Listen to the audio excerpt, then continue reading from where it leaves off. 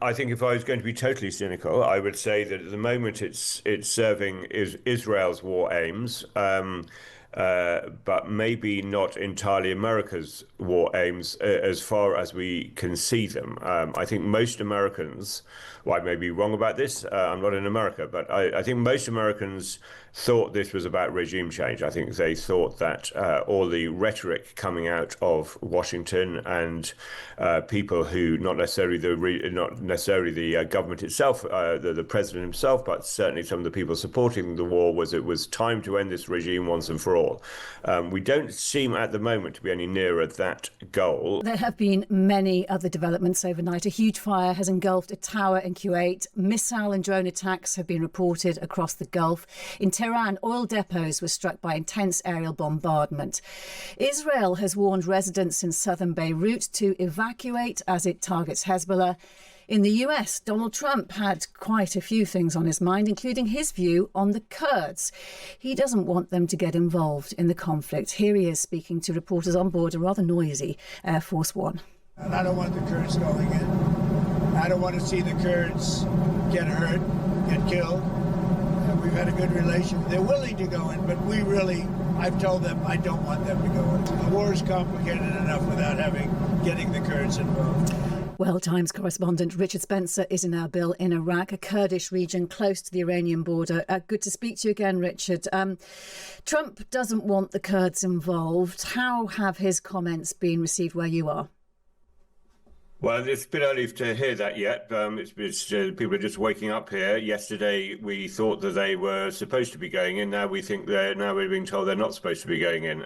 Once again, a slightly mixed messaging, shall we say, from the American president. I think actually there is a context to this where the Kurds are quite divided on this issue. I mean, the Kurds are divided on a lot, of course. The Iranian Kurds do see this as a great opportunity for them to push for more rights in Iran. And there are armed groups that have people in Iran, and they are based in where I am, in Iraqi Kurdistan. However, if they just went in as is, they would almost certainly get massacred, even with the damage that Israel and the US have done to the Revolutionary Guard and the Iranian armed forces. The Kurds are a minority. They're about 10% of the population, but these armed groups represent only a part of those. I think, as it was put to me yesterday, there's a sort of game of chicken, things like this. If America goes in, if there's a momentum, then people will join in and be pleased. If there isn't momentum, then the first mover advantage is still with Iran. So I think Mr. Trump was told that by one or two people, including Baffle Talabani, and who in fact said as much. He's the leader of the PUK, one of the two main parties in Iraqi Kurdistan, the party which has the better ties to Iran and perhaps and also is dominant on the border area. And he said that he had had a conversation with Mr. Trump, and he put it in a very nuanced way. He said, everyone wants to see the Kurds have more freedom, particularly in Iran. But this is a great risk for not only the Kurds in Iran themselves and for these groups, but for his own region, for the Kurdish region, because that does depend. It's a very fragile region, and it does depend on goodwill, and for it to get involved in this war of choice against its neighbor would be very risky for it. So I think Mr. Trump also spoke to the other leader, Mohammad Barzani, of the KDP, the other party, but we don't know what he said to him, but I suspect he got a similar message. And when he said we don't want to make the war any more complex than it already is, it does seem that it's actually sinking in, the consequences of what he was suggesting. I think so. I mean, there was certainly a psychological warfare aspect to this. I mean, it's so uncertainty in Iran, particularly with a view to its minorities. But then you don't actually want to be responsible for those minorities to get massacred. I mean, there have been enough massacres already in Iran to start that one. I think it also goes to the question of the long-term goals of this whole operation. What does Mr. Trump want to see? I mean, if he is going to to do a deal with a regime figure, some sort of insider who is more amenable to his policies rather than try and change the regime altogether, then, leaving a vulnerable minority for revenge afterwards would be a terribly irresponsible thing to do. If he is going to go for regime change and, put boots on the ground to achieve that in the style of Iraq 2003, then that's a different matter. I mean, that's how effectively the Kurds in Iraq got their autonomy, by American boots. Actually by American intervention to support that very specifically in 1991, backed up by the invasion of Iraq in 2003. If he's not going to do that, and of course he's always said he was against that sort of thing, Mr. Trump, then different considerations apply. And it's expected that within the next 24 hours, Iran's clerics will meet, perhaps to select their next supreme leader. That could be a very defining moment, couldn't it, in the way that this war goes?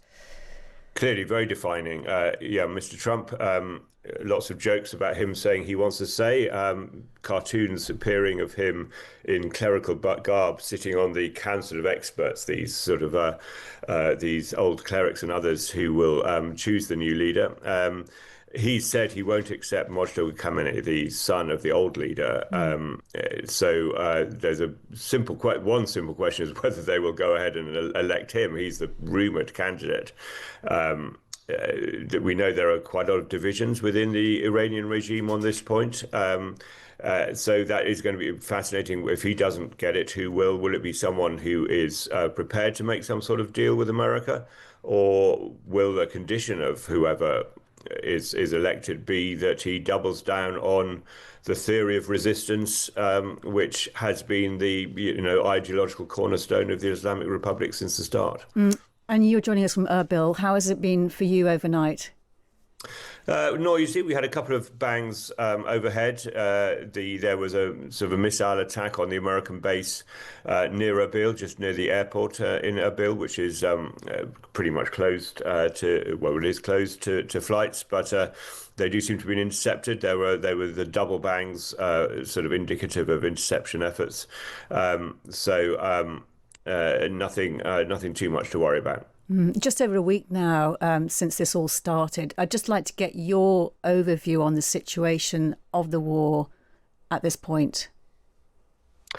Well, I think if I was going to be totally cynical, I would say that at the moment it's serving Israel's war aims, but maybe not entirely America's war aims as far as we can see them. I think most Americans, well, I may be wrong about this, I'm not in America, but I think most Americans thought this was about regime change. I think they thought that all the rhetoric coming out of Washington and people who, not necessarily the government itself, the president himself, but certainly some of the people supporting the war, was it was time to end this regime once and for all.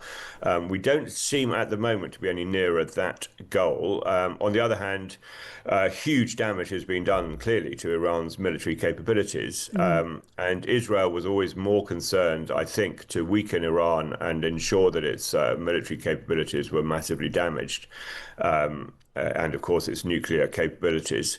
I'm sure also they would have liked to have seen regime change, but I think they were less concerned about that aspect of it. One thing we're talking about today on the programme is a comment made by Rishi Sunak, which is that you either shape events or you're shaped by them. We were asking, is it possible to shape events at all? What's your assessment from where you are? Well, you certainly shape events. I mean, there's no doubt that President Trump is shaping events. I mean, that's what he wants to be. He wants to be a consequential president. I think that is remembered for something.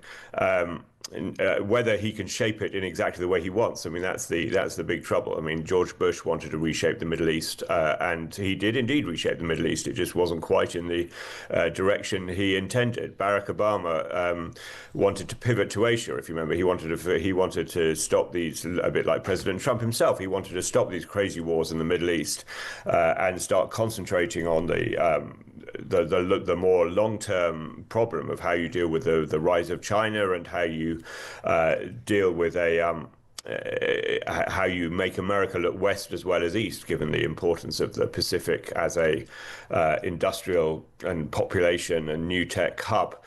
that was his idea. He pulled troops out of Iraq, and look what happened. He spent the rest of his presidency fighting insurgencies and ISIS all over the Middle East, droning people and sending troops back into not Iraq but Syria and so on. So he certainly reshaped the Middle East, but again, not quite in the way he thought he was going to. And Richard, what's on your agenda today, if you're able to tell us?